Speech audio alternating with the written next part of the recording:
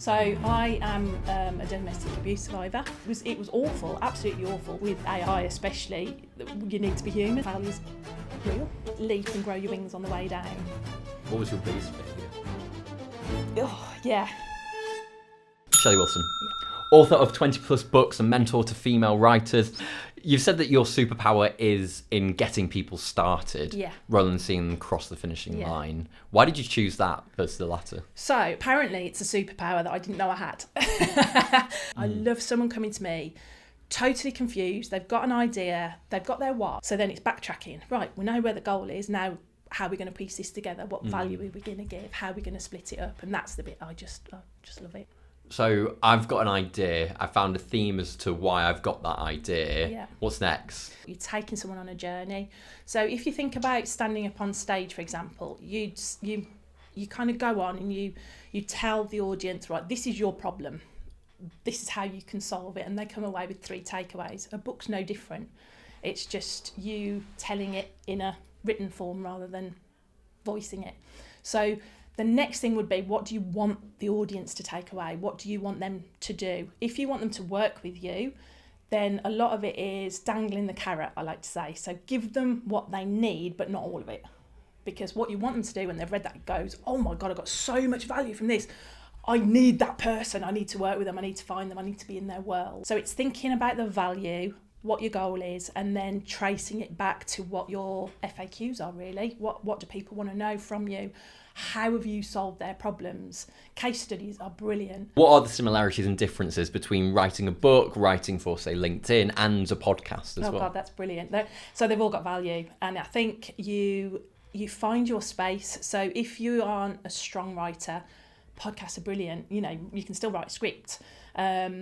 Social media, but I think with that, I'm a great believer in repurposing.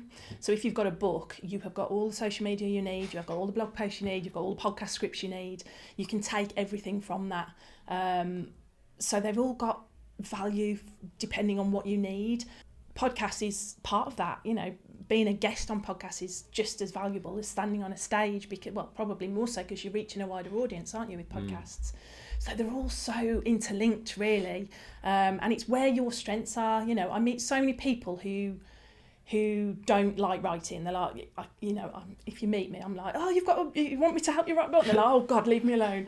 But if that's not your strength, but you like chatting, then go do that. That's absolutely fine. Just because someone says write a book, you don't actually have to listen to them.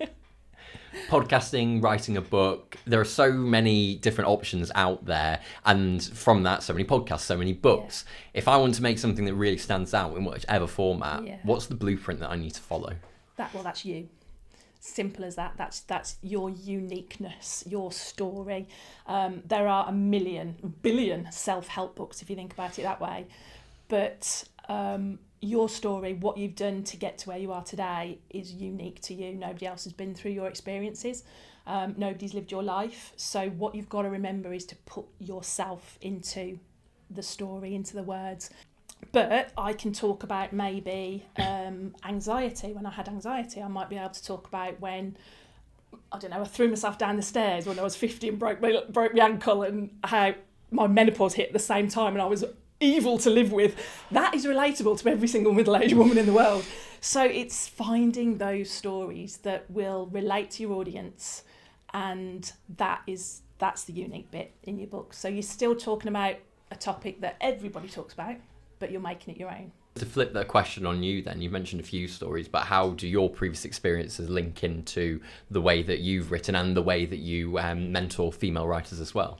So I am a domestic abuse survivor. So it was my family unit, which was pretty horrible, but we escaped. My kids were 2, 3 and 5 when I walked away. So it was me and them against the world.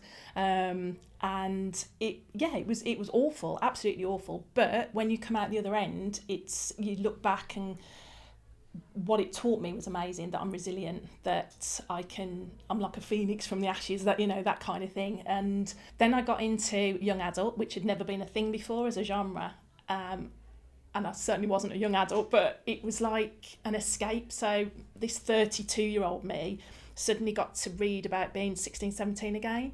And I think that was what triggered me wanting to write young adult as well, because it's like, I'm going to have a do-over. I'm going to write as if I'm in control of my own life again, and build that all my characters are sort of broken at the beginning and become the hero by the end. So that's what I took out of that whole experience. It really helped me with my writing. You have just said that you were terrified of starting again. How did you balance that liberation but also the fear of the uncertainty? It was just me. I was on my own with 3 kids, so it's kind of like I had to put my big girl pants on and get on with it, basically. And I am that kind of a person, and I think you do need that.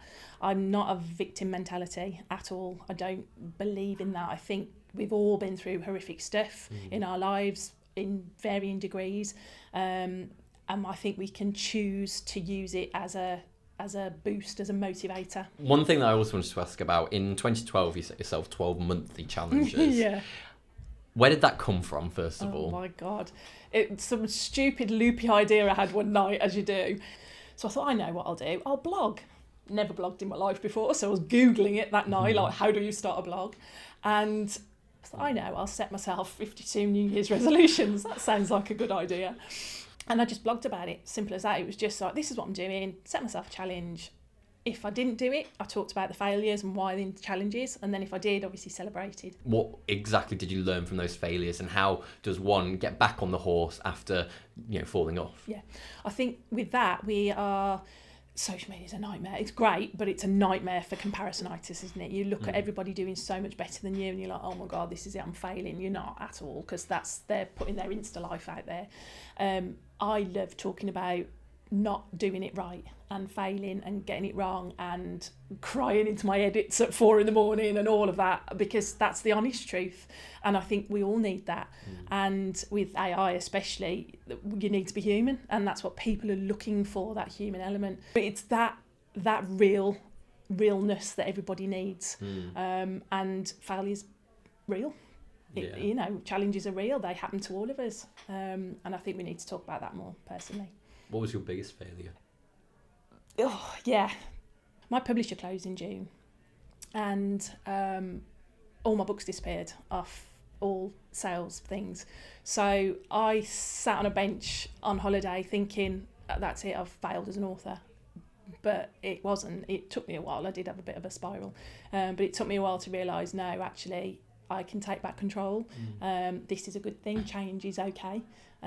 So, yeah, I think anything like that, you just need to flip your mindset on it, I think.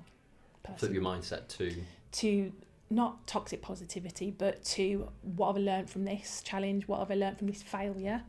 How can I use this to better myself? Final question. I've got to ask, you have this accountability club. Yeah. To keep people accountable through writing. What have you learned about accountability personally?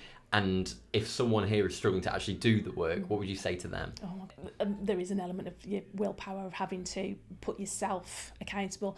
When I start working with a writer, the first thing I'll say to them, and it does take them a while sometimes, some are great, but some aren't. First thing I'll say to them is, go on your social medias and tell your audience you are writing a book, even before you've written one word. And they're like, what? Oh my God, if I do that, everyone will know. There's your accountability bit. Because what you'll find is you get some amazing comments from people going, my clients are a prime example, their clients will go, oh my God, thank God, we've been telling you for years, all of this. So all of a sudden, they're your cheerleaders.